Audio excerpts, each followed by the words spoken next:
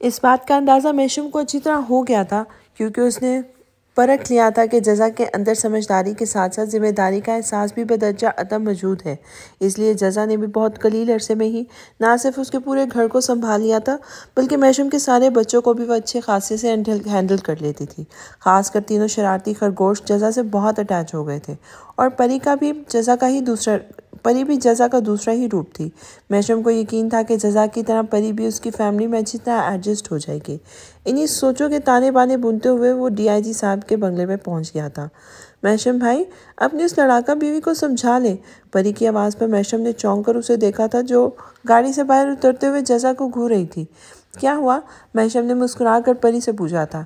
یہ آج کل الٹی سیدھی شرائط رکھ کے اب مجھے بہت زیادہ دھمکیاں بھی دینے لگی ہے۔ اب تک میں آپ کا لحاظ کر رہی ہوں، لیکن اگر یہ نہیں مانی اور میرا دماغ زیادہ خراب ہو گیا تو میں نے شادی سے پہلے اسے توڑ پھوڑ دینا ہے اور مجھ سے شکایت نہیں کریے گا۔ پری نے مزے سے مسکراتی جزا کو دیکھ کے بھڑکتے ہوئے کہا تھا جو اب بھی پری کو دیکھ کر منہ بنا کر زبان دکھانے لگی تھی۔ توڑ کر دکھاؤ، میں نے بھی چوڑیاں نہیں پہنی ہوئی۔ تمہاری ان حسین زلفوں کو صاف کر کے تمہیں گنجا نہ کر دیا تو میرا نام بھی جزا نہیں۔ جزا نے پری کو آنکھیں دکھاتے ہوئے کہا تھا، مگر پری بری طرح دب گئی تھی، اسی لیے آستینیں چڑھا کر جزا کی طرف لپکی تھی، مگر میشم جلدی سے گاڑی سے نکل کر جزا کے سامنے جا کے کھڑا ہوا تھا۔ نہیں نہیں، پلیز ایسا مت کیجیے پری، میری اکلوتی بیوی کو بخش دے۔ انہیں کچھ ہو گیا تو میں کیسے جیوں گا؟ آپ غصہ مت ہو پلیز، میں انہیں سمجھا دوں گا۔ آپ سے پنگا لے کر ہمیں مرنا تھوڑی ہے۔ میشم نے لب بھیج کر مسکراہٹ روکتے ہوئے پری کے سامنے ہاتھ جوڑے تھے، پھر پلٹ کے جزا کو دیکھا تھا۔ جزا، آپ پرومس کریں کہ اب پری کو دھمکیاں نہیں دیں گی اور نہ ہی کوئی فضول شرائط ان کے سامنے رکھیں گی۔ وعدہ کریں ورنہ پری کا بدلہ میں آپ سے لے لوں گا، اور وہ بھی اپنے طریقے سے، جو آپ کو میرے سامنے ٹکنے نہیں دے گا۔ آخری بات اس نے جزا کی طرف جھک کر معنی خیز انداز میں کہی تھی اور آواز دھیمی تھی، مگر آنکھوں سے چھلکتی شرارتی چمک نے جزا کو سٹپٹا کر رکھ دیا تھا۔ کریں وعدہ، میشم نے پھر سے دہرایا تھا۔ اوکے اوکے، مگر اس سے بھی کہتے میرے کان کم سے کم کھائیں ورنہ میں اپنا وعدہ توڑ دوں گی، جزا نے منہ بناتے ہوئے کہا تھا اور جھٹکے سے مڑ کر اندر کی طرف بڑھ گئی تھی۔ لے پری، آپ کا کام ہو گیا، اب میری لڑاکا بیوی آپ سے کچھ نہیں کہے گی۔ میشم مسکراتے ہوئے پری کی طرف پلٹا تھا۔ اچھا ہوا آپ نے سمجھا دیا، ورنہ آپ کی بیوی کا سر کھول دیتی میں۔ پری شانے بے نیازی سے بولتے ہوئے ہاتھ جھاڑ کر اندر کی طرف بڑھ گئی تھی۔ میشم محسوس ہو کر نفی میں سر ہلاتا گاڑی کی طرف بڑھ گیا تھا۔ ارے ہاں میشم بھائی، آپ اندر نہیں آئیں گے؟ آپ کی وہ بدتمیز بے وفا بیوی تو اکڑ دکھا کر اندر چلی گئی ہیں، نہ جانے کب سدھرے گی ہے، شوہر کی کوئی عزت ہی نہیں کرتی۔ پری نے ناک چڑھا کر میشم سے کہا تھا۔ اس کی بات اور انداز پر میشم محسوس ہوتا دوبارہ مسکرانے لگا تھا۔ نہیں، میں نے ہی انہیں منع کیا تھا کہ میں اندر نہیں آؤں گا۔ اصل میں میسف کو انسٹیٹیوٹ سے لیتے ہوئے ذرا ایک کام کے لیے جانا ہے اور گھر پہ بھی تھوڑا کام ہے، میشم نے مسکرا کر وضاحت دی تھی۔ اچھا کیا بتا دیا آپ نے، ورنہ ابھی اندر جا کے آپ کی بیوی سے دو ہاتھ کر لیتی۔ پری کے انداز پہ میشم ہنستا ہوا گاڑی میں بیٹھا تھا اور گاڑی سٹارٹ کر کے آگے بڑھ گیا تھا۔ زیاد صاحب کا سرکاری بنگلہ آج بکے نور بنا ہوا تھا، کیونکہ آج یہاں میشم اور جزا کی مائیوں کا مشترکہ فنکشن تھا۔ میشم اپنے سارے بھائیوں اور کچھ ایک دوستوں کی فیملیز کے ساتھ فنکشن کے لیے پہنچ چکا تھا۔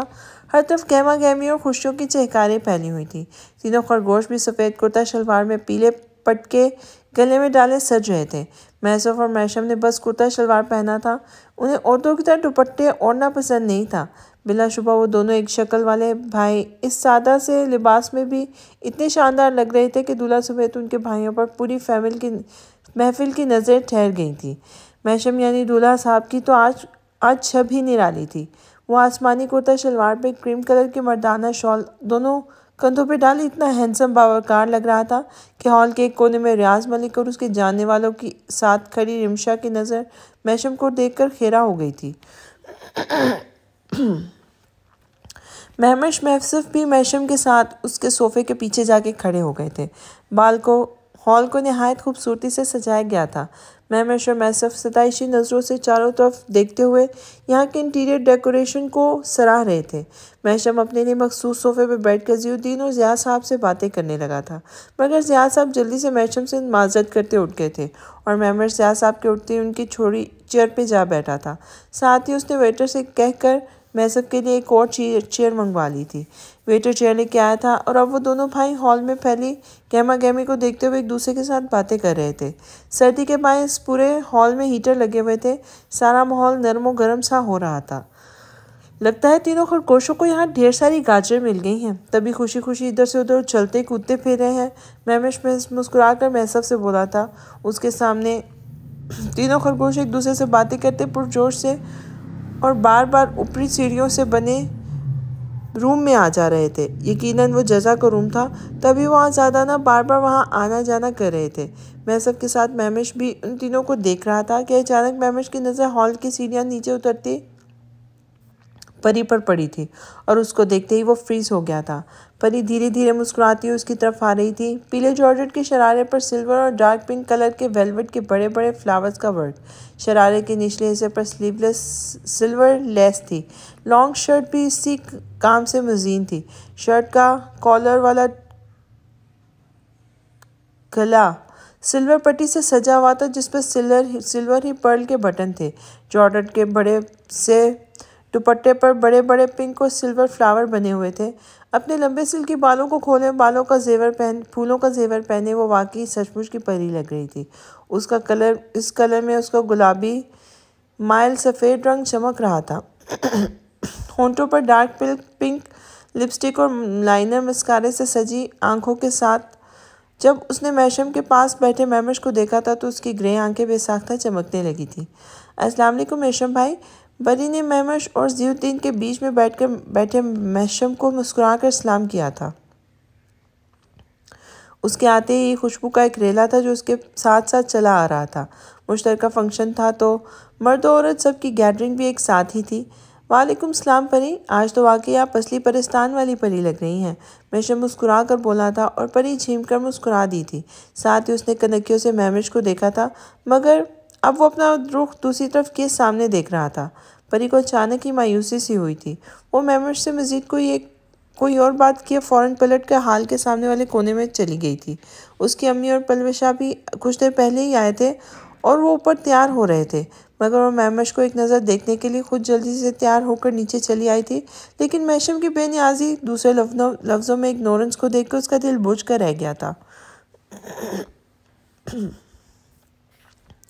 तभी किसी ने हॉल में अचानक म्यूज़िक सिस्टम ऑन कर दिया था। ओ मेरे सपनों के सौदागर, तुझको मुझसे प्यार है गर, तो चल मेरे संग चल, चल मेरे संग आ और मेरे संग गा। ये म्यूज़िक किसने ऑन किया? मैसफ बोला था। महमश ने लापरवाही से कंधे उचका दिए थे, जबकि सॉन्ग के बोल सुनकर परी अचानक चौंक कर रह गई थी। ये सॉन्ग किसने प्ले किया? ये सॉन्ग तो वो रात को सुन रही थी। परी बेकरार सी हॉल से मुहल्लिक दूसरे रूम की तरफ बढ़ी थी, मगर साउंड सिस्टम के पास ही ज़ियाउद्दीन के ऑफिस स्टाफ के सिवा मामू जान के काफ़ी सारे पुलिस ऑफिसर्स खड़े थे। तभी वो दरवाजे से पलट आई थी। हॉल के दूसरे कोने में अपनी जगह पर दोबारा से जा बैठी थी। ओ मेरे सपनों के सौदागर, मुझे ऐसी जगह ले जाओ। मैं चाहती हूँ मेरे हमसफ़र, मुझे परियों की दुनिया दिखाओ। प्यार ही प्यार हो जिस जगह, मुझे ऐसी जगह दिखाओ। गाने के बोल परी के दिल के तर्जुमान थे। वो हाथों के प्याले में चेहरा सुजाए महमश को नज़रों के हिसार में लिए गाने के बोल में खोई हुई थी, जबकि उसके सामने बैठा महमश भी खुद को परी की नज़रों के हिसार में कैद महसूस करके झुंझला रहा था। मगर ये उसकी मजबूरी थी कि वह वाज़ेह तौर पर किसी से कुछ कह नहीं सकता था। अगर मैं वो इडियट सपनों का सौदागर होता तो इस परी को परियों की दुनिया के बजाय पागल खाने छोड़ा था। महमश बुड़बुड़ाया था। कुछ कहा? मैसफ ने महमश की बुड़बुड़ाहट सुन ली थी, तभी लब भींच कर मुस्कुराहट रोकते हुए महमश से पूछने लगा था। कुछ नहीं, महमश पाट खाने वाले लहजे में बोला था। न जाने क्यों उसे इतनी ज़्यादा झुंझुलाहट हो रही थी। ये परियों की बस्ती, सितारों का मजमा, यहाँ गूंजता है मोहब्बत का नगमा। यहाँ प्यार के हैं दीवाने कहीं, चाहत है यहाँ कुछ यहाँ। परियों की दुनिया के मेहमान, ओ चलो तुमको सैर कराएं। कहाँ है वो सपनों का सौदागर? चलो हम इसे ढूंढ लाएं। उफ़, ये सॉन्ग और ये लड़की दोनों फजूल। महमिश तल मिलाकर उठ खड़ा हुआ था और परी की तरफ बढ़ने लगा था। एक तो इस सॉन्ग में उस परी के नाम की तकरार और दूसरा उसके सामने बैठी हुई वो ओरिजिनल परी जिसने कसम खाई थी कि आज वो महमिश को देखना नहीं छोड़ेगी। अब उससे नज़रों के हिसार में लिए अपने अंदर पनपते सारे जज्बों को महमिश पर अयां करके ही रहेगी। ये ज़मीनी परी महमिश के दिल की पुरसुकून दुनिया में उतर कर हलचल मचा रही थी। महमिश का दिल जो अब तक कोरे कागज़ जैसा था, परी धीरे धीरे उस पर अपना नाम का पहला हर्फ लिखने की कोशिशों में मसरूफ़ थी और शायद आज हमेशा के लिए महमिश के दिल को अपनी हुक्मरानी में ले लेना चाहती थी, मगर महशम ऐसा बिल्कुल नहीं चाहता था। तभी वो भड़क के उसके सर पे जा पहुंचा था। आपका मसला क्या है मिस परी? आखिर चाहती क्या है आप? अगर आपको मेरी सूरत इतनी ही पसंद आ गई है तो मैं आपको अपनी फ़ोटो दे देता हूँ, इसे देखें और खुश होती रहें, मगर यूँ सबके सामने छिछोरी हरकत करके खुद बदनाम हो ना मुझे सबकी नज़रों में मशकूक साबित करे। महमिश दबी दबी आवाज़ में गरा कर बोला था, जबकि उसे अपने सर पर खड़े बरसते देखकर गुमसुम सी परी हड़बड़ाकर जल्दी से उठ खड़ी हुई थी। साथ ही उसकी रगे शरारत भी फिर से भड़की थी। आपका फ़ोटो लाएं देना प्लीज़, ज़िंदगी भर सीने से लगा के रखूँगी। वैसे भी मुझे खूबसूरत चीज़ों को जमा करने का बहुत शौक़ है, और हाँ, अगर चाहे तो अपने साथ साथ इन 3 खरगोशों और तीसरे अंग्रेज़ मतलब अपने छोटे वाले भाई के भी दे दीजिएगा। मुझे वो सबसे ज़्यादा क्यूट लगते हैं। बेगैरती शायद परी पर ख़त्म थी, बल्कि दूसरों को जिज करने के मामले में वो जज़ा की भी बॉस थी। महमिश दान पीस कर रह गया था। वो इससे ज़्यादा उस भरी महफिल में उस ढीठ लड़की को कुछ नहीं कह सकता था, क्योंकि उसे अपने साथ साथ उस लड़की की भी इज्जत अजीज़ थी। इसीलिए वो ज़ब्त कर गया था और तभी उसकी नज़र सीढ़ियों के नीचे बनी रूम से निकलती जज़ा पर पड़ी थी और ज़रीना बेगम, परी की माँ शुबाना बेगम के अलावा 2-3-4 लड़कियों की झुरमुट में घिरी बाहर चली आ रही थी। जज़ा की नज़र भी महमिश पर पड़ चुकी थी। तभी वो आगे बढ़ते हुए जल्दी से महमिश के पास आई थी और महमिश के पास रुककर उसके चेहरे के बिगड़े तासरात और उसके सामने खड़ी परी को भी बगौर देखा था। अस्सलाम वालेकुम भाभी, महमिश ने जज़ा को सलाम किया था। वालेकुम सलाम भाई, जज़ा धीरे से जवाब देकर उसे अपने साथ चलने का इशारा करने लगी थी और वो भी सर हिलाते हुए परी को इग्नोर करके जज़ा के साथ आगे बढ़ गया था। जज़ा को ज़रीना बेगम, परी की माँ और बड़ी बहन पलवशा ने महशम के साथ लाकर बिठा दिया था। महशम ने आज पहली बार अपनी जज़ा को इतना तैयार देखा था। माइयों के पीले गरारे में फूलों का गहना पहने उसने अपने लंबे बालों को आज भी नहीं खोला था, बल्कि खूबसूरत सी ढीली स्टाइलिश चोटी में बांधकर चोटी को दाईं जानिब से आगे डाला हुआ था। माथे पर फूलों का टीका और झूमर लगाया हुआ था। आंखों पर सूट की मैचिंग का मेकअप और लबों पर डार्क पिंक लिपस्टिक लगाए वो भी आज महशम के होश उड़ा देने के उधर पे थी। वो सबको फरामोश किए बस टिकटिकी बांधे जज़ा को देखे जा रहा था, क्योंकि आज से पहले उसने कभी जज़ा को काजल लगाए तक नहीं देखा था, मगर आज उसे इस सजाए हुए रूप में देखकर महशम जैसे दीवाना होता जा रहा था। जज़ा ने भी महशम की मकनातीसी नज़र खुद पर बखूबी महसूस कर ली थी, मगर वो इतने लोगों के बीच उसे कुछ भी कह नहीं सकती थी। तभी खामोशी से लब पीछे बैठी हुई थी। भाई, शायद वो आंटी आपसे कुछ कह रही हैं। महशम ने सबके बीचों बीच महशम को यूँ जज़ा में घूम देकर गला खंगार कर उसके कान में सरगोशी की थी और महशम को बाकी मेहमानों की तरफ मुतवज्जो किया था। तभी महशम अचानक चौंक कर होश में आया था। सामने खड़ी सब खवातीन और बाकी लोगों को अपनी तरफ मुतवज्जो देख के उसने खजल होते हुए फ़ौरन से निगाहों का जाविया बदला था। तीनों खरगोश भी जज़ा के आते ही न जाने कहाँ से कूदते फांदते भाई भाभी के पास चले आए थे। परी भी शरारत से दोनों दूल्हा दुल्हन को देख रही थी। आपकी इजाज़त हो तो रस्म शुरू करें महशम भाई? परी की शरारत से मुस्कुराती आवाज़ पर महशम ने झींक कर इस्बात में सर हिला दिया था।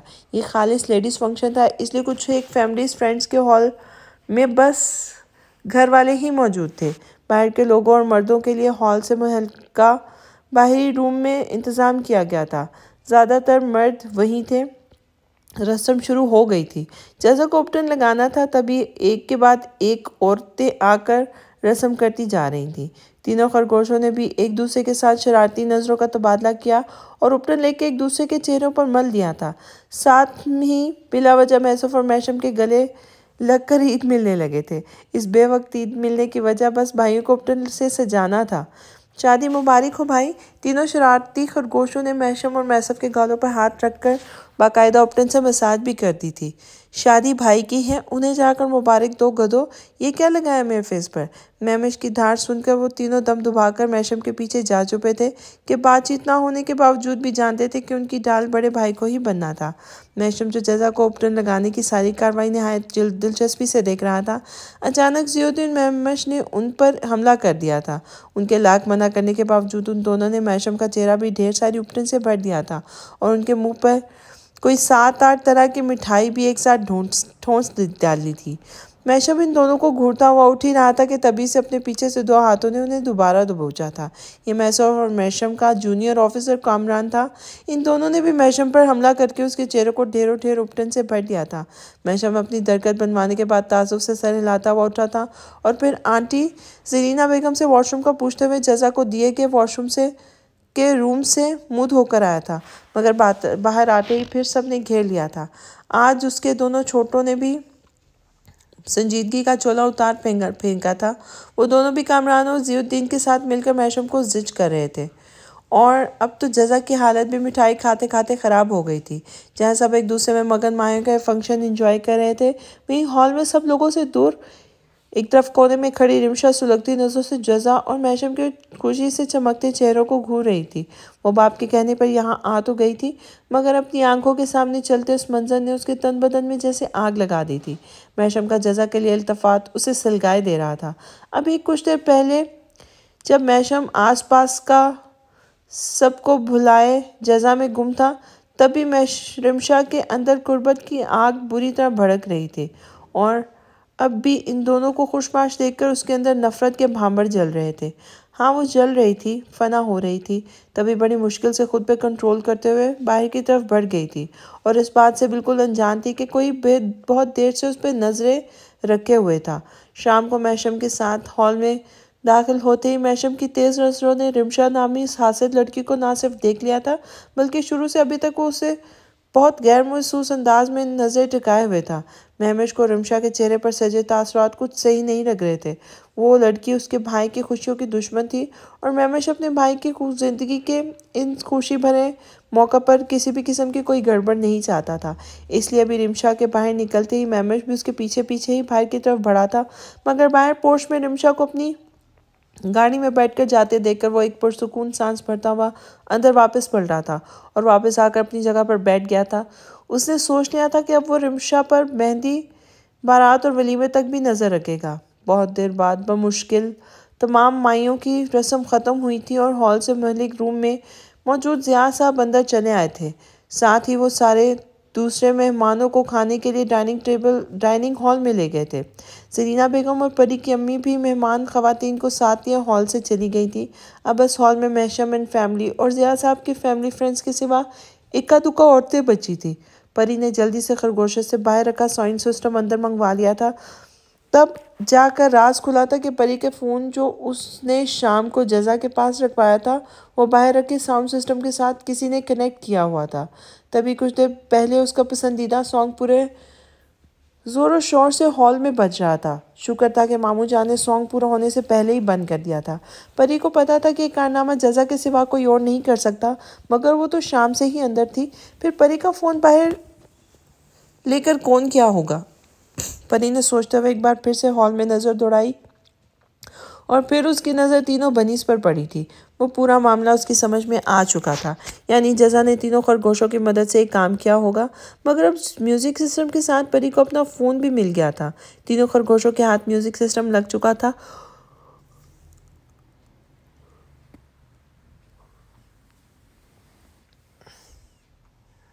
اور ساتھ ہی اس پر ان کی منمانیاں شروع ہو گئی تھیں۔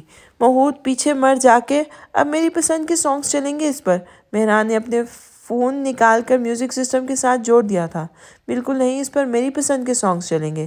دونوں شرافت کے ساتھ جا کر بھائی کے پاس مرو۔ مہمر نے فوراً میوزک سسٹم کو ساتھ اپنے فون کنیکٹ کیا تھا، جبکہ پری نے جھپٹ کر مہمر کا فون اپنے قبضے میں لیا تھا۔ بنا جھوٹ بولے اور غداری کیے بتاؤ، تم دنوں میں سے جزا نے کس کے ہاتھ میرا فون باہر اس میوزک سسٹم کے ساتھ کنیکٹ کروایا تھا۔ پری نے دونوں ہاتھ کمر سے ٹکاتے ہوئے خونخوار نظروں سے ان تینوں کو دیکھا تھا۔ مہمر، مہران اور محمود اس کے انداز پر گڑبڑا کر ایک دوسرے کو دیکھنے لگے تھے۔ وہ تینوں ساتھ کھڑے تھے، اس لیے انہیں پہچاننا بھی مشکل تھا، مگر پری کو جزا کی بتائی ہوئی نشانیاں یاد تھیں۔ اس نے بہت غور سے تینوں کی شکلیں دیکھی تھیں اور اپنے لیفٹ سائڈ کھڑے محمود کو پہچان کر دوستانہ انداز میں اس کا ہاتھ تھام کر بولی تھی، مجھے تیسرا بتی بتائے گا کہ یہ کس کا کارنامہ ہے؟ کیوں محمود؟ پری نے ایک ادا سے مسکراتے ہوئے محمود کو مکھن لگایا تھا اور محمود واقعی خوش ہو گیا تھا۔ اس نے زور و شور سے اس بات میں سر ہلایا تھا، بھابھی نے آپ کا فون مہمر کو دیا تھا پری، وہ سپنوں کو سوداگر سانگ پلے کرنے کے لیے۔ محمود نے دانتوں کی نمائش کرتے ہوئے بھانڈا پھوڑ دیا تھا۔ تبھی مہمر نے گھور کر اسے دیکھا تھا، جبکہ پری نے پلٹ کر دانت پیستے ہوئے پیچھے دیکھا تھا جہاں جزا اپنے والے انگریز کے ساتھ جڑی بیٹھی تھی۔ ان دونوں سے ہوتی ہوئی پری کی بھٹکتی نظر محشم کے برابر میں بیٹھے ہوئے اپنے والے انگریز پر جا ٹکی تھی، اور تبھی موقع ملتے ہی مہمر نے اپنا کام کر دیا تھا۔ لگ دی لاہور دیا جس حساب نال ہس دیا، اور لگ دی پنجاب دیا جس حساب نال چل دیا، کڑی دا پتہ کرو کیڑے پنڈ دیا کیڑے شہر دیا۔ مہمر کے سانگز بھی اسی کے جیسے تھے، چھچورے۔ پری نے پلٹتے ہوئے گھور کر مہمر کو دیکھا تھا، یہ کیا فضول سانگ لگا دیا؟ جیسا کہ مایوں ہے مسٹر بنی، کوئی میوزک کانسرٹ نہیں ہے، یہ ہٹاؤ، میں لگاتی ہوں کوئی اچھا سا رومانٹک سانگ۔ پری نے فوراً اپنے فون سے سانگ سلیکٹ کیا تھا اور ساؤنڈ سسٹم سے کنیکٹ کر کے سانگ پلے کر دیا تھا۔ یہ کیا ہوا؟ تیرے میرے پیار کی باتیں ہو، تیرے میرے پیار کی باتیں کیوں دنیا کی نظروں میں آ گئی، ہائے۔ شیطان پری نے موقع کی مناسبت سے سانگ لگایا تھا اور آواز اس قدر تیز تھی کہ پورا ہال لرزنے لگا تھا۔ تینوں خرگوشوں نے دہل کر کانوں پہ ہاتھ رکھ لیے تھے۔ ان تینوں کو محسوس ہوتی نظروں سے دیکھ کر پری نے دل جلانے والی مسکراہٹ لبوں پہ سجاتے پلٹ کر محسف کے ساتھ بیٹھے مہمش کو دیکھا تھا۔ سانگ کی تیز ترین آواز پر محشم سمیت مہمش اور محسف نے بھی پری کو دیکھا تھا۔ بس فرق اتنا تھا کہ محسف اور محشم کے چہرے پر تاثرات تھے، وہ مہمش سے بالکل الگ تھے۔ وہ دونوں پری کو اشارے سے آواز کم کرنے کو کہہ رہے تھے اور مہمش اسے غصے سے دانت پیستے ہوئے شرربار نظروں سے گھور رہا تھا۔ بس نہیں چل رہا تھا کہ سامنے جا کر شیطان پری کے سفید خوبصورت سی سرائے دار گردن توڑ دیتا، کیونکہ اس لڑکی نے واقعی اسے زچ کر ڈالا تھا۔ ابھی پری کی دل چلاتی مسکراہٹ اس کو بھڑکا رہی تھی، اور جس رخ سے بیٹھا ہوا پری اور تینوں خرگوش اور اس کے بالکل سامنے کھڑے تھے، اور مہمش لگاتار اس بلا کو گھور رہا تھا جس نے مہمش جیسے کول اینڈ کام بندے کو بھی اپنا ضبط توڑنے پر مجبور کر دیا تھا۔ مہمش کی لگاتار نظریں خود پر محسوس کر کے پری نے مسکراتے ہوئے نظریں پھیر لی تھی، مگر تینوں خرگوشوں نے بھائی کی شرربار نگاہیں پہچان لی تھی، اور کچھ بھی نہیں تھا کہ بری کے بدلے کا غصہ مہمش بھری محفل میں ان تینوں کی چھترول کر کے نکالتا۔ تبھی مہمر نے جلدی سے آگے بڑھ کر والیوم کچھ کم کر دیا تھا، جبکہ دوسری طرف گیت کے بولوں پر جزا نے بھی چونک کر محشم کو دیکھا تھا، جو فرصت سے بیٹھ کر اسے ہی دیکھ رہا تھا۔ پیلے سوٹ میں جھیمپی سی جزا اس وقت کتنا اور کس حد تک پاگل کر رہی تھی، یہ تو وہی جانتا تھا۔ بہت بلکہ بے حد حزین لگ رہی تھی۔ پرسوں تک میں کیسے ویٹ کروں گا؟ دل کرائے ابھی رخصتی کروا کر اپنے ساتھ لے جاؤں، محشم جزا کے کان میں سرگوشی کرتے ہوئے بولا تھا۔ ہم تو میٹھی سی خوشبو میں کیوں کر رہے ہیں دن رات اتنے گمسم، ہائے چپکے کیوں نہ ملے ہم، کیوں نہ کیا پیار چپکے، ہائے افسوس رہے گا مجھے کہ اتنے دن ساتھ رہنے کے بعد بھی پیار نہیں کیا میں نے آپ سے۔ محشم کی سرگوشیاں جزا کے کانوں کے لوگوں کو سرخ کر رہی تھیں۔ ایک تو اسے محشم کی سرگوشیوں پر غصہ آ رہا تھا، دوسرے آنٹی پر جو انہیں یوں ہی اکیلا چھوڑ کر باہر چلی گئی تھی۔ وہ دلہن تھی، مگر اسے دلہنوں والا پروٹوکول ہی نہیں مل رہا تھا۔ ہونا تو یہ چاہیے تھا کہ رسم کے بعد اسے اندر روم میں یوں ہی چھوڑ کر پھر اپنے کاموں سے لگا جاتا، مگر یہاں سے سب الٹا ہو رہا تھا۔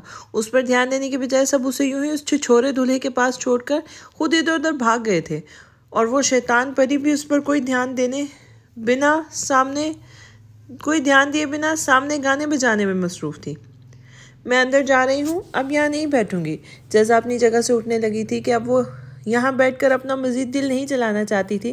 سب اسے چھوڑ گئے تھے، اسی لیے اپنی مدد آپ کے تحت وہ اپنا شرارہ سنبھالتی اٹھ کھڑی ہوئی تھی، مگر اتنی ہی دیر سے تیزی سے محشم نے اس کا ہاتھ کھینچ کر دوبارہ واپس اپنے ساتھ جوڑ کے بٹھا لیا تھا۔ پلیز جزا کہیں مت جائیں۔ جب تک میں یہاں ہوں آپ میرے ساتھ بیٹھے نا پلیز۔ محشم کے ملتجی لہجے پر اس نے گھور کے اسے دیکھا تھا۔ ہاں آپ کے پاس بیٹھوں اور آپ کی فضولیات سب کے سامنے سنتی رہوں؟ وہ منہ بنا کر بولی تھی۔ سچی اب کچھ نہیں کہوں گا، پرومس۔ محشم نے فوراً شرافت دکھائی تھی، تبھی وہ ترچھی نظروں سے اسے گھور کر وہیں بیٹھ گئی تھی۔ چوری ہوئی ہم دونوں سے، ٹوٹے نہ کبھی اب دل کی یہ ڈوری۔ ہائے ساجن کوئی چاہے اب کچھ بھی کہے، چھوٹے نہ بس تیرا یہ دامن۔ ہائے اب کی بار محشم نے شرارت سے جزا کا ہاتھ پکڑ کر اس پہ اپنی شال ڈال کر چھپا لیا تھا۔ اسی لیے جا رہی تھی آپ جو یہ اوچھی حرکتیں کر رہے ہیں نا سب کے سامنے، یہ مجھے غصہ دلا رہی ہیں، جزا نے دبی دبی آواز میں دانت پیستے ہوئے کہا تھا۔ ساتھ ہی اپنا ہاتھ محشم کے ہاتھ سے چھڑانے کی کوشش شروع کر دی تھی، جو اپنا ہاتھ تھامے جزا کے ہاتھ کو اپنے ہاتھ کے انگوٹھے سے سہلا رہا تھا۔ میں نے کیا کیا؟ اب تو میں کچھ کر بھی نہیں رہا آپ سے۔ محشم نے معصومیت کے سارے ریکارڈ توڑتے ہوئے جزا کے غصے سے بھرے چہرے کو دیکھا تھا۔ یہ بھی شکر تھا کہ کوئی ان دونوں کی طرف متوجہ نہیں تھا۔ میرا ہاتھ چھوڑے محشم پلیز، جزا نے دانت پیستے ہوئے بظاہر متلجی لہجے میں کہا تھا۔ تبھی تیزی سے کوئی چیز آ کر ان کی گود میں گری تھی۔ جزا نے چونک کر اس گود میں پڑے گیندے کے بھاری نکلی پھول کو دیکھا اور پھر گردن گھما کر پھول پھینکنے والے کی طرف دیکھا تھا۔ حسب توقع پری تھی جو تینوں خرگوشوں کے ساتھ کھڑی مسکراتے ہوئے دونوں بروج کاٹ کر جزا کو ہی دیکھ رہی تھی۔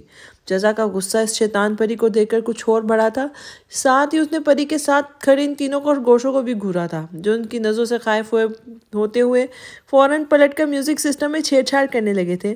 سانگ ایک بار پھر چینج ہو گیا تھا۔ ہماری شادی میں ابھی باقی ہیں ہفتے 400 برس لگے، یہ ہفتے کیسے ہوں گے پار؟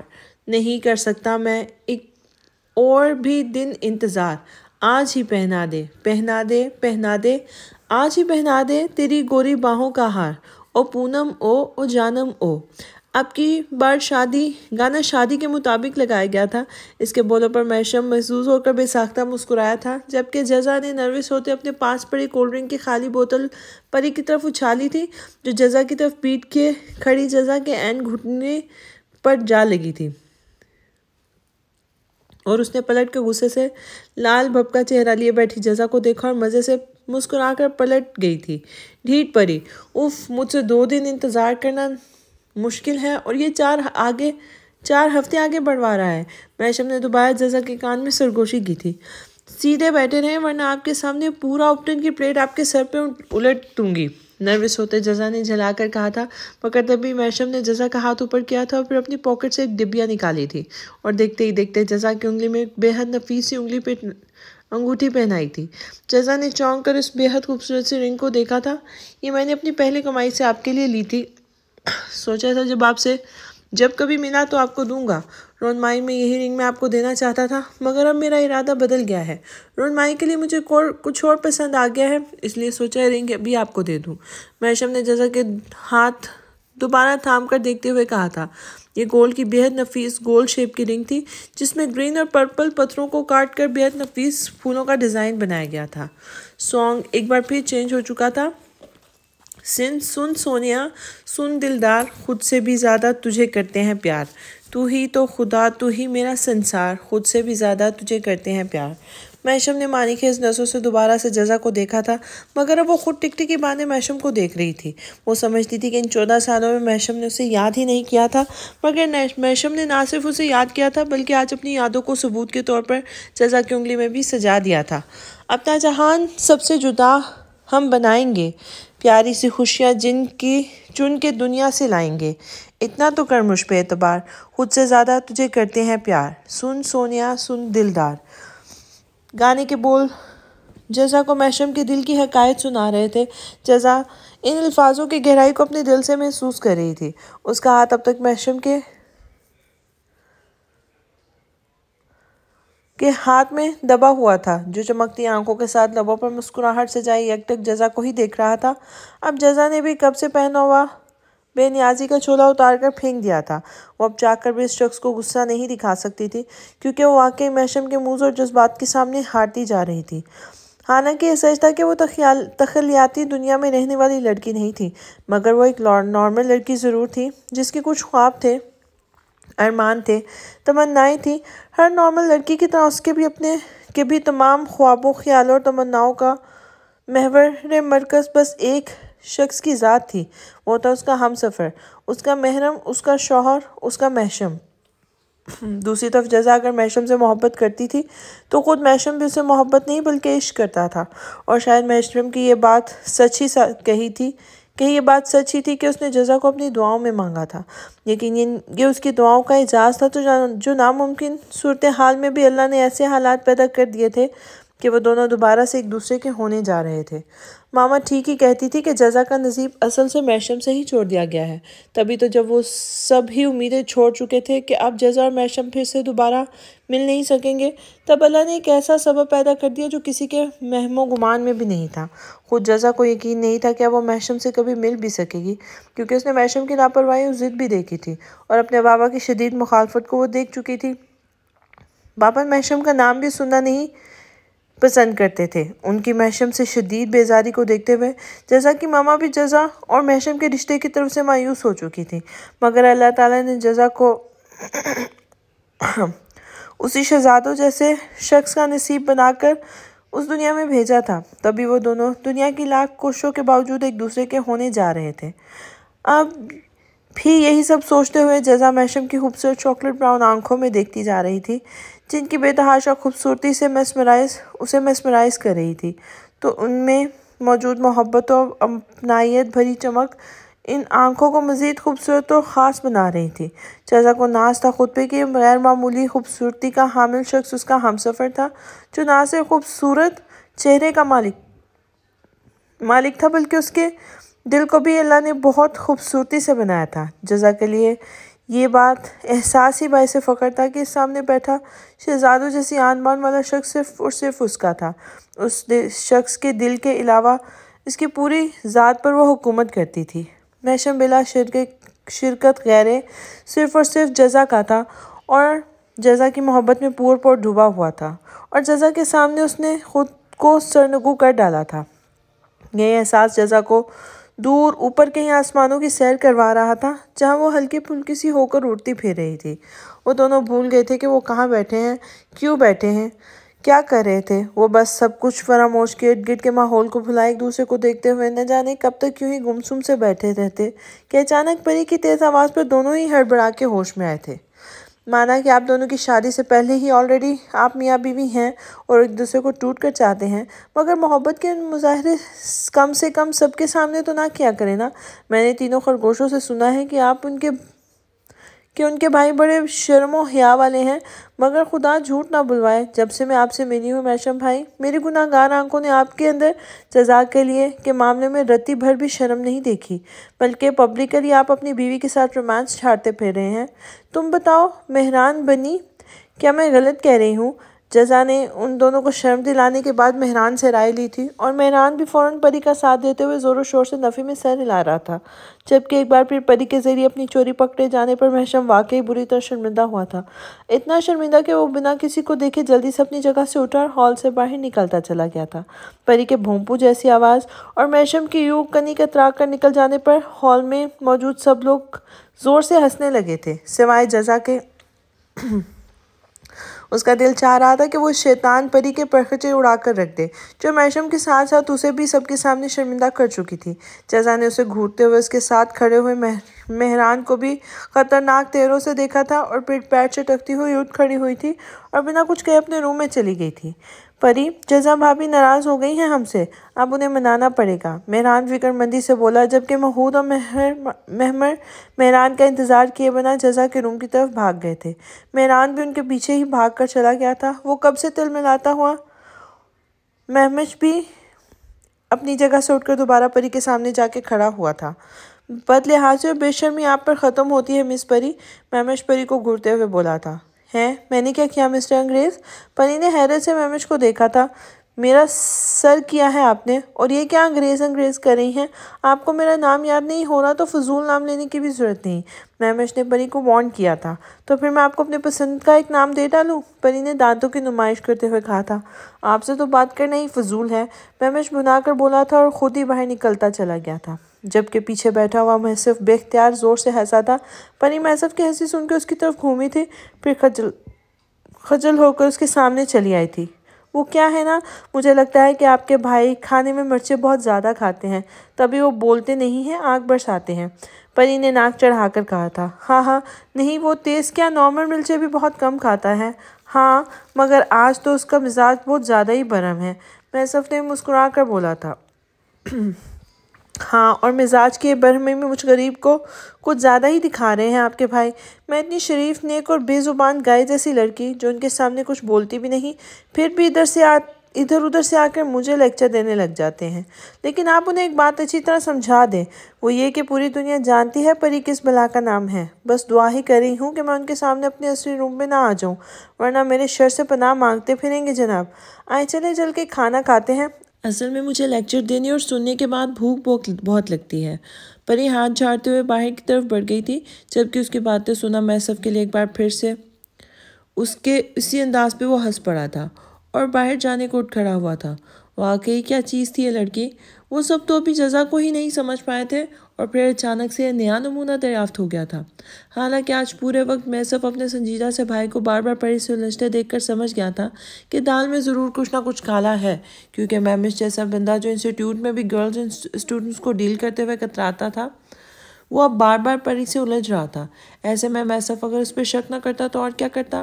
اس لیے جہاں میمش پری کی حرکتوں پر مصنوعی انداز میں خار کھا رہا تھا، وہیں میوسف کو چلبلی سی پری بہت پسند آئی تھی۔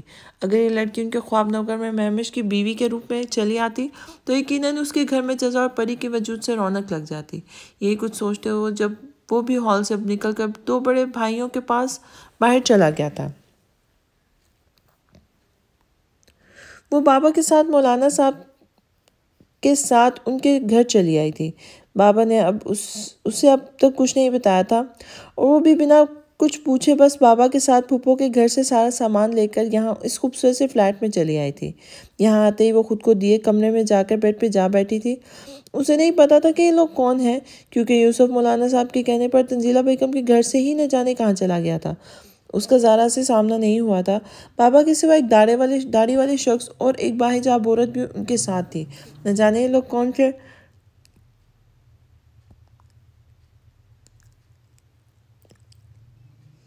اس کے بابا کے ملنے والے تھے یا حسان بھائی کے، یا شاید وہ فلیٹ انہی لوگوں کا تھا۔ وہ کچھ نہیں جانتی تھی، سوائے اس کے کہ اسے اپنے بابا کی طرف سے دونوں شفیق سے لوگ جو شاید رشتے میں شاید میاں بیوی تھے، بہت زیادہ پسند آئے تھے۔ وہ اسے بالکل ایسے ٹریٹ کر رہے تھے جیسے زارا کے کوئی VIP ہو۔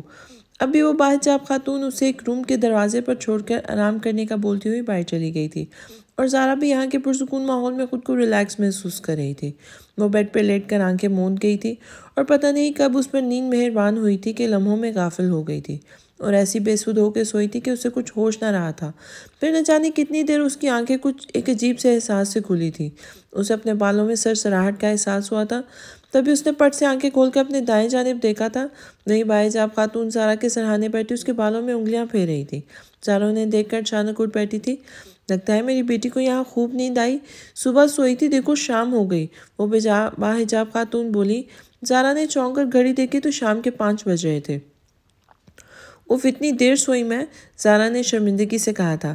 ارے کوئی بات نہیں بیٹا، تمہارا اپنا گھر ہے، اچھا ہوا سو گئی، فریش ہو گئی ہوگی، چلو آپ کے بابا آپ کو باہر بلا رہے ہیں، وہ باحجاب خاتون زارا سے بولی تھی۔ زارا نے اس بات میں سر ہلایا تھا اور باتھ روم کی طرف بڑھ گئی تھی۔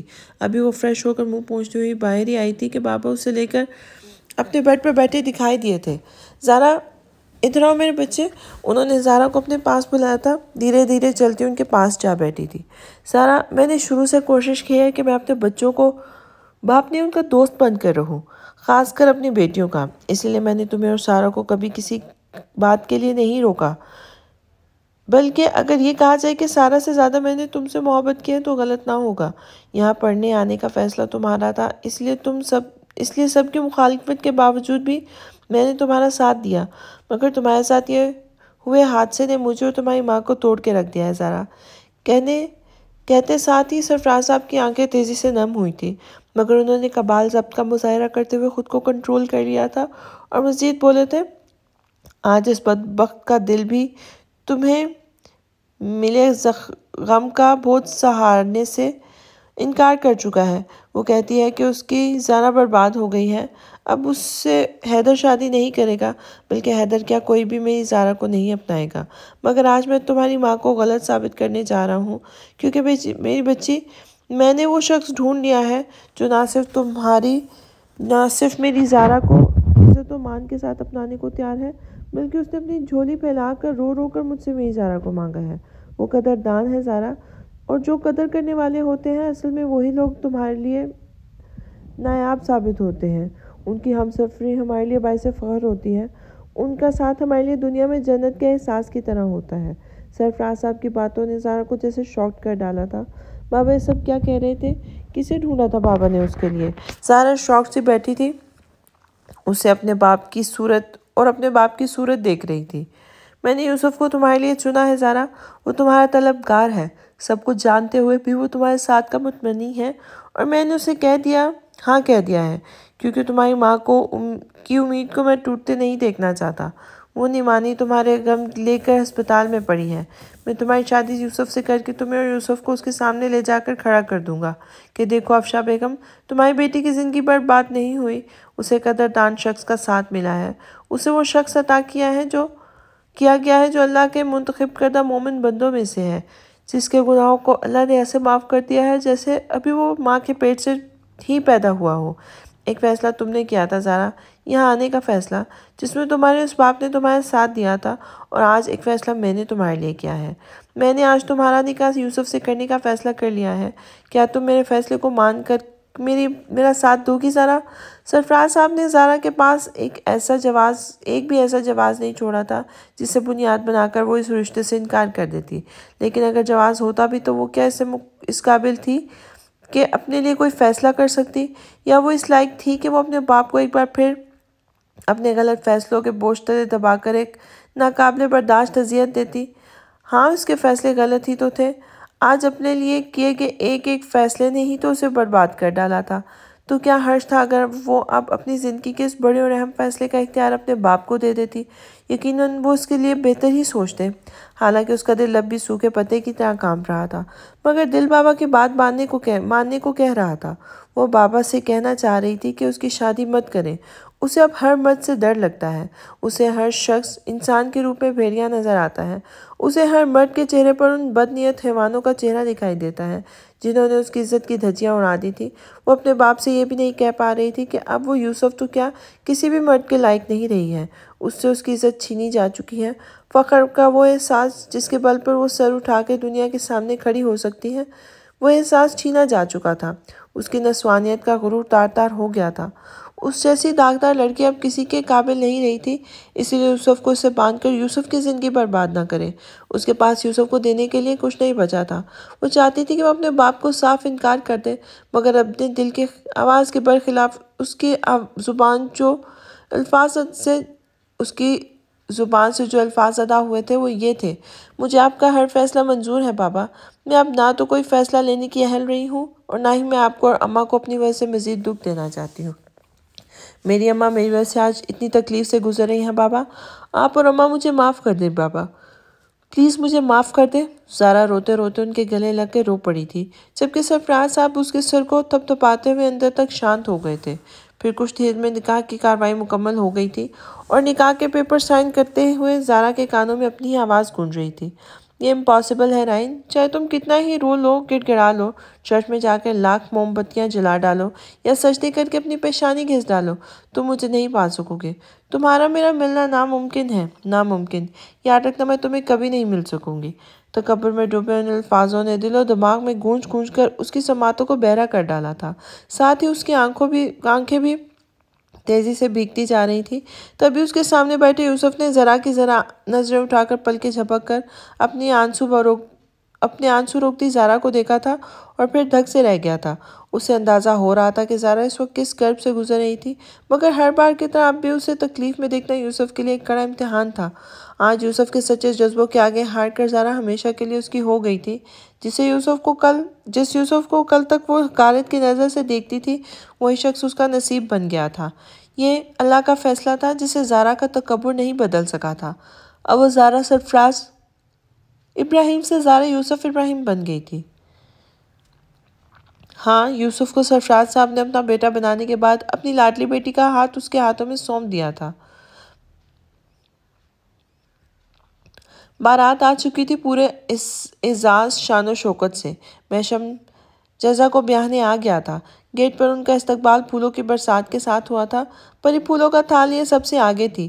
اب محشم بھائیوں کے جرمٹ میں گھیرا اپنے لیے مخصوص سٹیج کی طرف بڑھ گیا تھا، مگر تبھی ہاتھوں میں کولڈ ڈرنک تھامے ایک بچہ بھاگتا ہوا اس سے آ ٹکرایا تھا اور کولڈ ڈرنک پورے کا پورا محشم کی شیروانی پر انڈیل دیا تھا۔ اوہ شٹ، یہ کیا نوٹی کڈ، لگتا ہے میرا ہی دوسرا روپ ہو تم، کام بگاڑنے کے معاملے میں۔ چلو بھاگو یہاں سے۔ پری جو محشم کے پیچھے پیچھے سٹیج تک جا رہی تھی، اسے اچانک رکتے دیکھ کر آگے آئی تھی۔ ساتھ ہی محشم کی شیروانی خراب ہوتے دیکھ کر بچے کو ڈانٹنے لگی تھی، مگر انہی صورت دیکھ کر اسے زور سے ہنسی آئی تھی۔ چلے محشم بھائی، آپ کو واش روم لے کے چلتی ہوں، آپ کے بیوی والے واش روم میں۔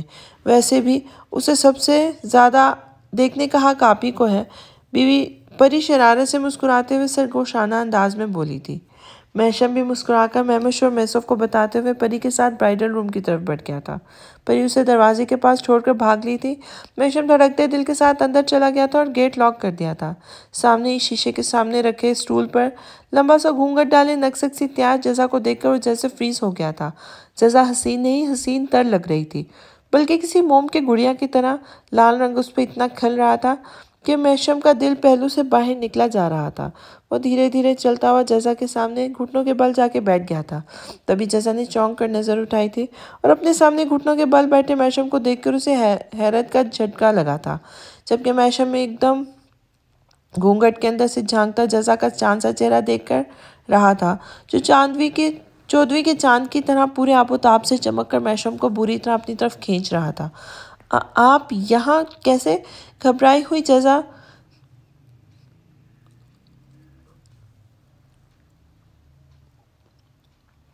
محشم کو گھٹنوں کے بل اپنے سامنے بیٹھے دیکھ کر سٹپٹا گئی تھی۔ جزا، میں نہیں جانتا آج میرے پاس وہ الفاظ ہوں گے بھی یا نہیں جن کا سہارا لے کے میں آپ کی شان میں کچھ کہہ سکوں، مگر اتنا ضرور جانتا ہوں کہ آج محشم ابراہیم اس روب حسن کے آگے گھٹنے ٹیکنے پر مجبور ہو گیا ہے۔ میں نے آج تک آپ کو ایک بیوی کی طرح نہیں چھوا، کبھی ہاتھ نہیں لگایا، شوہر ہونے کے ناطے اپنا کوئی حقوق وصول نہیں کیا، مگر آج ایک عاشق کی طرح ضرور سراہوں گا۔ ایک دیوانے کی طرح اس حسن کی تاب نہ لا کر اپنا ہوش کھو دوں گا، ایک پروانے کی طرح آپ پر قربان ہو کر فنا ہو جاؤں گا۔ آج اب اپنے شوہر کی محبت میں گرفتار ہونا ہو، مگر اس عاشق کے عشق کے آگے گھٹنے ضرور ٹیک دیں گی، اتنا مجبور ہو جائیں گی کہ چاہتے ہوئے بھی میری محبت میرے عشق میں ڈوبنے سے خود کو روک نہیں سکیں گی۔ محشم کے وہی سر پھونکتے الفاظ جو جزا کو جکڑ لیتے تھے، اب بھی وہ لفظوں کے سیر میں کھوتی جا رہی تھی، مگر اچانک ہی اس کے ذہن میں اسپارک سا ہوا تھا۔ تبھی وہ سنبھل کر اٹھ کھڑی ہوئی تھی اور محشم کی طرف سے رخ موڑ لیا تھا۔ محشم ابھی اس کی تقلید میں کھڑا ہوا تھا۔ کون سا حق، کون سی محبت، کیسا عشق؟ شوہر کے حقوق یاد ہیں، بیوی کا حق یاد نہیں؟ عاشق بننے کی بات کرتے ہیں، عاشق آپ جیسے نہیں ہوتے، چیختے چلاتے ڈراتے دھمکاتے۔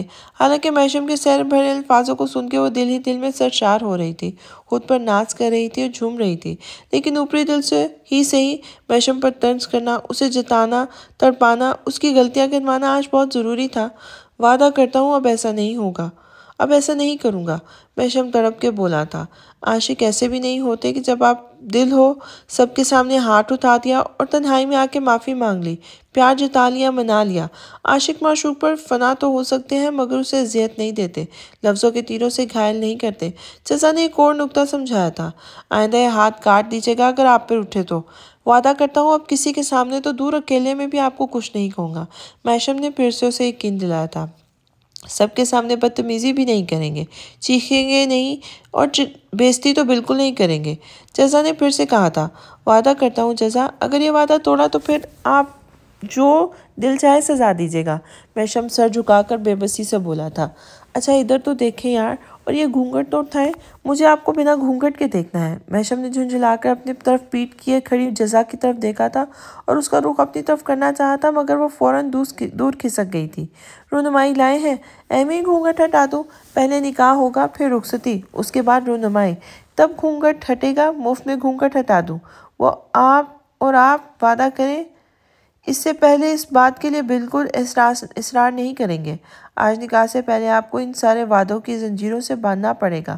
جزا نے کڑی پابندی عائد کر دی تھی، تبھی میشم پھر سے بے بس ہو گیا تھا، ہار گیا تھا۔ اف یہ ظالم لڑکی! اچھا وعدہ، پکا وعدہ۔ میں وعدہ کرتا ہوں کہ آج آپ سے کیے ہوئے تمام وعدے تا عمر نبھاؤں گا۔ میشم نے پورے دل سے کہا تھا کہ اچانک دھر سے دروازہ کھول کر پھر سے پری بیچ میں مداخلت کرنے روم میں چلی آئی تھی۔ آنکھوں میں دایاں ہاتھ مصنوعی انداز میں لگایا ہوا تھا۔ لگتا ہے پری ہمارے پیچھے ہمارے بیڈ روم تک بھی چلی آئے گی۔ میشم نے جھک کر جزا کے کان میں بڑی لاچار لہجے میں سرگوشی کی تھی۔ اس کی بات سن کر جزا نے لب بھینچ کر بمشکل مسکراہٹ ضبط کی تھی۔ میشم بھائی، میں نے اس بار کچھ بھی نہیں دیکھا، مگر جلدی باہر چلیں، آپ کا چھوٹا ورژن اب دھواں چھوڑنے والا ہے۔ انجن بنا ادھر سے ادھر گھوم رہا ہے۔ لے دے کے انہیں بھیڑنے کو ہی میں ہی ملتی ہوں، لیکن بس میرا صبر اب ٹوٹنے والا ہے۔ اگر کسی دوسرے انگریز مطلب مسٹر میشم کو سنبھالیں، ورنہ میں ان کا حشر نشر کر دوں گی۔ پری کی دھمکی سن کر میشم جلدی سے واش روم کی طرف بھاگا تھا کہ واقعی پری سے کچھ بعید نہیں تھا، وہ سب کے سامنے ہی مہمش کا سر حشر نشر کر دیتی۔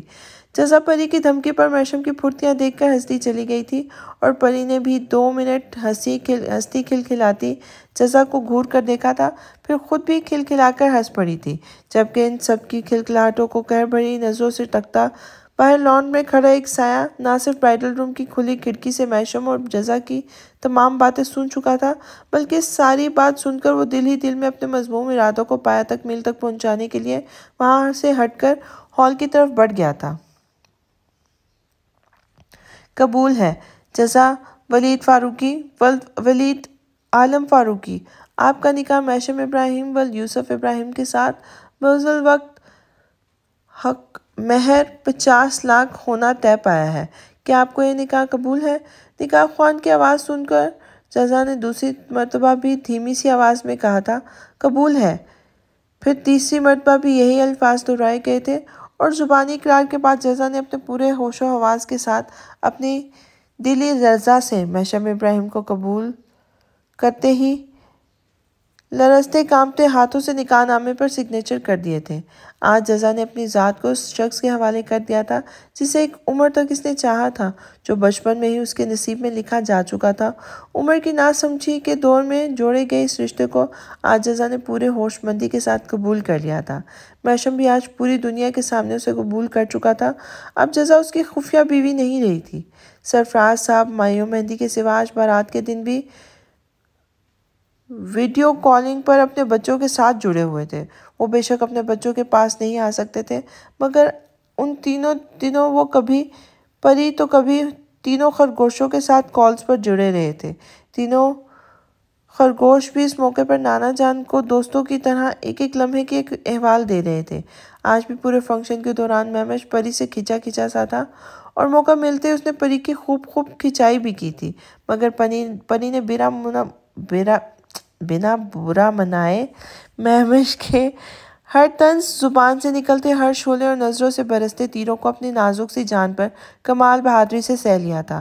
ساتھ ہی اس نے میشم کے ساتھ سنجیدگی اور خوش اخلاقی کا ایسا لاجواب مظاہرہ کیا تھا کہ مہمش سمیت جزا، میشم، تینوں خرگوش اور میسف اشش کر اٹھے تھے۔ تینوں خرگوشوں نے ابھی پرسوں جزا سے معافی مانگنے کے بعد کل مہندی کا پورا فنکشن ان کے ساتھ وفاداری نبھاتے ہوئے گزارا تھا۔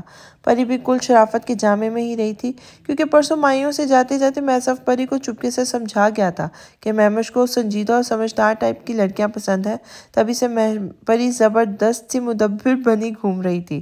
آج یہ شرافت، خوش اخلاقی اور سنجیدگی کا مصنوعی مظاہرہ بھی اس سلسلے کی ہی ایک کڑی تھا، اور پھر اسی طرح ہنسی مذاق مستی میں سارا وقت گزر گیا تھا۔ پورا فنکشن خیریت و عافیت نپٹ گیا تھا۔ ڈنر کے بعد رخصتی فوراً عمل میں آئی تھی۔ جزا کی بارات جس شان و شوکت سے آئی تھی، اسی سجدت کے ساتھ ضیاء الدین صاحب نے اپنی بیٹی جیسی جزا کو اپنی دعاؤں کے سائے میں رخصت کیا تھا۔ آج واقعی انہوں نے حق دوستی صحیح معنوں میں ادا کر دیا تھا۔ جزا کی آنکھیں آج بار بار اپنے ماں باپ کی یاد میں برس رہی تھی، اس لیے جب اسے رخصت کر کے میشم کی گاڑی میں بٹھایا گیا تھا تب وہ سو کرتی روئے جا رہی تھی۔ ڈرائیونگ سیٹ پر میشم بھی موجود تھا۔ جزا اس کے ساتھ ہی فرنٹ سیٹ پہ آ کے بیٹھی تھی، اور میشم نے ایک کے بعد ایک دونوں چھوٹوں کو کال کر کے گھر پہنچنے کی ہدایت دی تھی، شرارتی خرگوشوں کا خیال رکھنے کی تاکید بھی کی تھی۔ پھر کال بند کرنے کے بعد ہی اس نے گاڑی سٹارٹ کر دی تھی، مگر جزا کے آنسو تھے کہ تھم ہی نہیں رہے تھے۔ جزا میری جان بس کر دیں، اتنا روئیں گے تو مجھے لگے گا میں آپ کو رخصت کروا کے نہیں بلکہ کڈنیپ کر کے لے کے جا رہا ہوں۔ محشم نے گاڑی کا رخ موڑتے ہوئے کہا تھا۔ مذاق مت کریں محشم، مجھے ماما پاپا یاد آ رہے ہیں، جزا نے بھرائی ہوئے لہجے میں بولتے ہوئے کہا اور پھر سے زور و شور سے رونا شروع کر دیا تھا۔ تبھی محشم نے گاڑی کی سپیڈ سلو کر کے جزا کا ہاتھ پکڑ کے اپنی طرف کھینچا تھا اور اس کے ٹیکے جھومر سے سجے ماتھے پر اپنے لب رکھ دیے تھے۔ خالہ جانی کا بیٹا تو ہے نا آپ کے ساتھ؟ اب محشم نے سچ مچ گاڑی ایک سائڈ پر روک کر جزا اس کی طرف رخ کیا تھا اور ایک بار پھر اس نے جزا کا ہاتھ تھام کر چوما تھا اور محشم کو پوری طرف اپنی طرف متوجہ دیکھ کر جزا کی زبان جیسے تالو سے چپک کے رہ گئی تھی۔ محشم گاڑی چلائیں، میں ٹھیک ہوں۔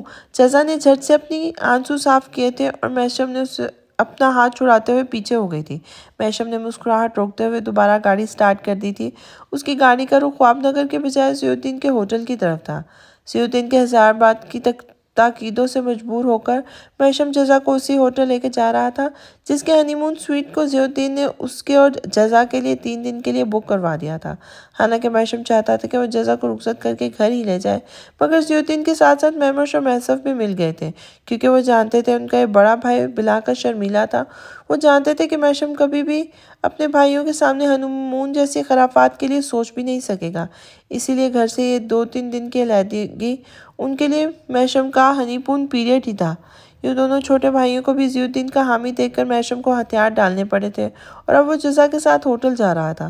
اس بات سے انجان گاڑی ہوٹل سے اس کے گاڑی کو فالو کر رہی تھی۔ خوبصورت گلابوں سے سجی سجائی سیج پر وہ آنکھوں میں ڈھیروں خواب سجائے دھڑکتے دل کے ساتھ بیٹھی محشم کی منتظر تھی اور ستائشی نظروں سے چاروں طرف دیکھ رہی تھی۔ یہ کمرہ نہیں، اس کے خوابوں کا طلسم کدہ تھا جسے محشم نے اتنی خوبصورتی سے سجوایا تھا کہ جزا جس طرف نظر ڈالتی تھی اس کی آنکھیں خیرہ ہو جاتی تھی۔ آج اسے اس کے صبر کا انعام مل گیا تھا۔ یہ وہ انعام تھا جس کا یقین اسے نانا جان نے دلایا تھا۔ اس کی ثابت قدمی اور حوصلے کے بدلے آج محشم اس کا ہو گیا تھا۔ اگر جزا نے اپنے پورے ہوش و حواس میں اپنے دل کی رضامندی کے ساتھ اس شخص کو قبول کیا تھا جسے صرف 5 سال کی عمر میں ہی اس کا بنا دیا گیا تھا، تو محشم نے بھی جزا کے دل میں پلتے ان تمام خدشات اور بدگمانیوں کو اس خوبصورتی کے ساتھ دھو ڈالا تھا کہ جزا کے دل میں اب پورے مان اور کروفر کے ساتھ صرف اور صرف محشم ابراہیم کی محبت براجمان تھی۔ نہ اس کے دل میں محشم کے لیے کوئی بدگمانی باقی رہی تھی اور نہ ہی کوئی گلہ شکوہ موجود رہا تھا۔ محشم نے جزا کو پورے فخر و عزت کے ساتھ ایک دنیا کے سامنے اپنا لیا تھا، تبھی تو جزا نے بھی پورے دل کے ساتھ اپنے جسم کا پور پور سر سے لے کر پاؤں تک اپنے ہمسفر کے لیے سجا ڈالا تھا۔ ایک نئی زندگی کا آغاز، ایک نئی سفر کی شروعات کرنے کے لیے وہ محشم کے ساتھ ساتھ قدم با قدم چلنے کو تیار تھی۔ آج اس کے دل کی ہر دھڑکن خواب نہ کر کے اس ہمراہی کی منتظر تھی جسے پہلی نظر میں ہی دیکھ کر جزا نے خود کو بہار دیا تھا۔ آج جزا اور اس کا ہمراہی ہمیشہ کے لیے ایک ہونے والے تھے۔ وہ فنکشن سے سیدھی محشم کے ساتھ پہاڑوں پر بنے اس خوبصورت سے ہوٹل میں آئی تھی۔ محشم اسے اس سجے سجائے کمرے میں کسی قیمتی شے کی طرح سنبھال کر لے آیا تھا اور کمرے میں داخل ہوتے اس نے جزا کو لا کر بیڈ پہ بٹھا دیا تھا، جبکہ وہ سکڑ سمٹ کر بیڈ پر محشم سے قدرے فاصلے پر بیٹھ گئی تھی۔ اس کی شرم و گریز کو دیکھ کر محشم مسکرانے پہ مجبور ہو گیا تھا۔ جزا میری جان، محشم کی محبت بھری پکار پر جزا نے اپنی پلکیں اٹھا کر اسے دیکھا تھا، مگر تبھی محشم کے فون کی رنگ بجی تھی اور وہ بدمزہ ہو کر فون کی طرف متوجہ ہوا تھا، مگر فون کی سکرین دیکھ کر وہ جلدی سے اٹھ کھڑا ہوا تھا۔ اس کی ایک بہت ضروری کال آ رہی تھی، مگر روم میں شاید سگنلز کی پرابلم تھی، آواز ٹھیک نہیں آ رہی تھی، اس لیے وہ جزا سے ایکسکیوز کرتے کال سننے باہر چلا گیا تھا۔ اب جزا ریلیکس ہی ہو کر پورے کمرے کا جائزہ لے رہی تھی۔ آج اس کا ذہن و دل صرف محشم کے تصور سے آباد تھا۔ تبھی وہ سرشار سی بیٹھی محشم کی ہمراہی کے خواب اپنی آنکھوں میں سجائے اس کی آمد کی منتظر تھی۔ I love you محشم، وہ اپنی خوبصورت گہری کالی آنکھوں سے آنکھیں بند کر کے زیر لب بولتی ہوئی مسکرائی تھی کہ تبھی روم کا دروازہ کھول کر جارحانہ انداز میں کوئی اندر آیا تھا۔ جزا مزید سمٹ کر بیٹھ گئی تھی، مگر آنے والے نے چیل کی طرح جھپٹ کر جزا پہ حملہ کیا تھا اور اس کے بالوں کو پکڑ کر دانت پیستے ہوئے گرائی تھی۔ کمینی چڑیل، تو کیا سمجھتی ہے اس سٹیج پر بیٹھ کر تو محشم کو مجھ سے چھین سکتی ہے؟ میں سب کچھ جان چکی ہوں۔ آج جب اس برائڈل روم میں تو محشم سے وعدے اور عہد لے رہی تھی نا، تبھی میں نے سارا سچ اپنے کانوں سے سن لیا تھا۔ محشم نے تو اب تک تجھے چھوا بھی نہیں ہے اور آج تجھے حاصل کرنا چاہتا ہے نا، مگر سن، وہ میرا ہے، میرا۔ تو اسے کبھی حاصل نہیں کر سکے گی، کیونکہ میں تجھے اس قابل ہی نہیں چھوڑوں گی۔ میں تیرا وہ حشر کروں گی کہ محشم تجھے دیکھنا تو دور، تجھ پر تھوکنا بھی پسند نہیں کرے گا۔ پھر اسے پلٹ کر میرے پاس ہی آنا پڑے گا۔ وہ کہہ رہا تھا نا، میری جیسی اس کا نصیب کبھی نہیں بن سکتی، اب میرے جیسی ہی اس کا نصیب بنے گی۔ اسے پانے کے لیے میں تجھ سے تو کیا خدا سے بھی لڑ جاؤں گی۔ رمشا نے جزا کو زور سے پیچھے دھکا دیا تھا۔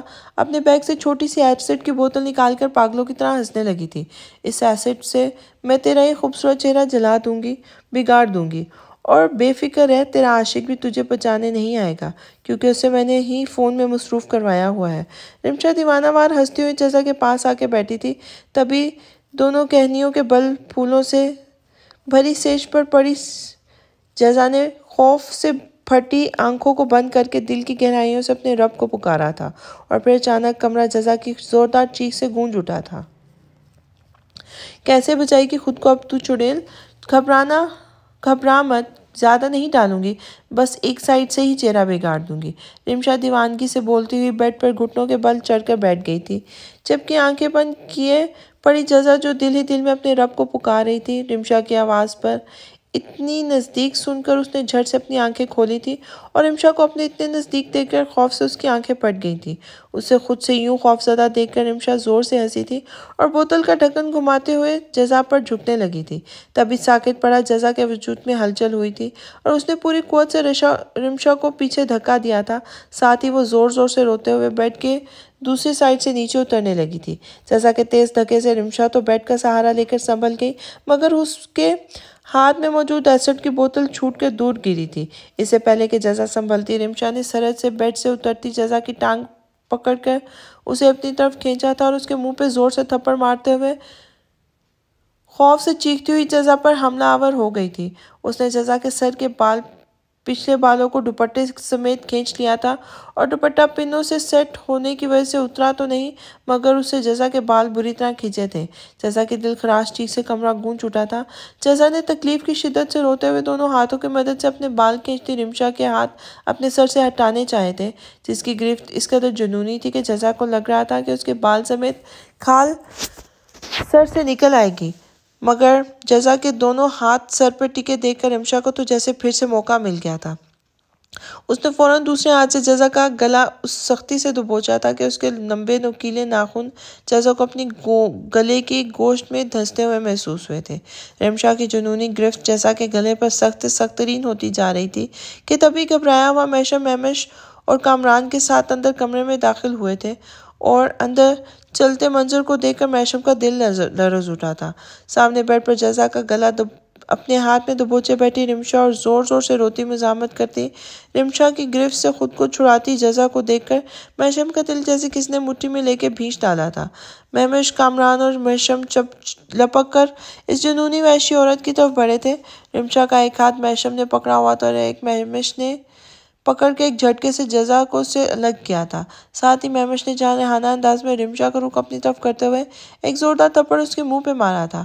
محشم کے بھاری ہاتھ سے تھپڑ نے رمشا کا منہ گھما کے رکھ دیا تھا، اور وہ پلٹ کر دور جا گری تھی۔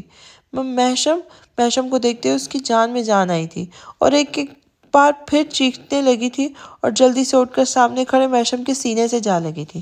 محشم نے بھی اسے کسی قیمتی متاع کی طرح اپنے سینے سے لگا کر دونوں بازوں کے حصار میں سمیٹ لیا تھا۔ مہمش اور کامران سامنے دیوانوں کی طرح ہنستی رمشا کی طرف بڑھ گئے تھے، جو اب سیدھی ہو کر دیوار سے لگ کے بیٹھ گئی تھی۔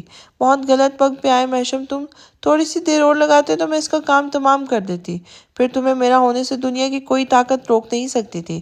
یہی دیوار ہے نا تمہارے اور میرے بیچ، میں اسی دیوار کو گرانے آئی تھی آج۔ رمشا دیوانوں کی طرح ہنستے ہوئے بولتی جا رہی تھی۔ محشم خون آشام نظروں سے سامنے بیٹھی رمشا کو دیکھنے لگا تھا۔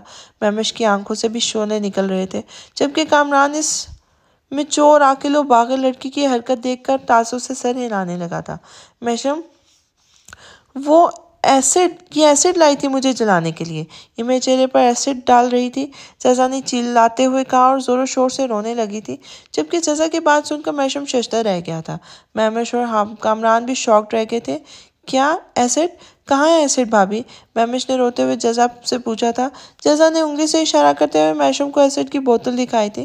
مہمش بھاگتا ہوا اس کونے میں پہنچا تھا۔ شکر تھا بوتل ابھی بھی بند تھی۔ ہاں ایسڈ، میں اس معصوم چڑیل کا ایک خوبصورت چہرہ جلا ڈالنا چاہتی تھی، مگر افسوس ایسا نہیں کر سکی۔ تم لوگوں نے جلدی آ کر میرا سارا کام بگاڑ کر رکھ دیا، مگر فکر مت کرو میشم، میں جزا کو اکیلا نہیں چھوڑوں گی، اب بھی نہیں۔ بچا کر رکھنا تم بیوی کو اب مجھ سے، بلکہ ہو سکے تو 7 تالوں میں قید کر کے رکھ دینا، کیونکہ آزاد گھومے گی تو میں اسے زندہ نہیں رہنے دوں گی، مار ڈالوں گی میں اسے۔ تم صرف میرے ہو میشم۔ رمشا دیوانگی سے بولتی اٹھ کھڑی ہوئی تھی۔ مہمش اور کامران کی موجودگی میں جزا میشم سے الگ ضرور ہوئی تھی، مگر خوف کی وجہ سے اس کا ایک بازو تھامے کھڑی تھی۔ لیکن یہی منظر ایک بار پھر رمشا کو کھلانے کا باعث بنا تھا اور وہ دوبارہ جزا پر جھپٹی تھی، مگر اس بار اسے بیچ میں ہی کامران اور مہمش نے روک لیا تھا۔ مگر اب میشم کی دماغ کا میٹر گھوم گیا تھا۔ اس نے اپنا بازو پکڑے کھڑی جزا کا ہاتھ اپنے ہاتھ سے ہٹایا تھا اور جارحانہ انداز میں رمشا کی طرف بڑھا تھا، اور پھر ایک کے بعد 2 3 4 میشم نے رمشا کے منہ پر لگاتار نہ جانے کتنے تھپڑ مارے تھے۔